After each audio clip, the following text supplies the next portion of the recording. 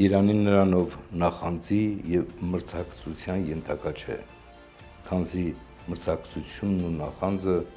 միմյանցով են ապրում և ում մեջ կա այս արատներից մեկը, կա ուրեմն երկուսն էլ։ Ով մրցակցում է, նա պարտված է,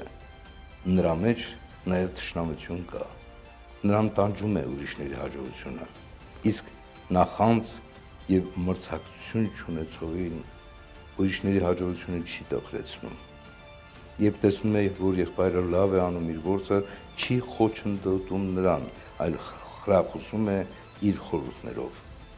Իր մեջ նախանձ և մրցակցություն չունեցողը ոչ մի գործում մերձավորին չի ծանակում, ընդհակառակը,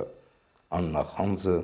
ուրախանում է ընկերոջ բոլոր հաջողությունների և անձնվեր գործերի համար։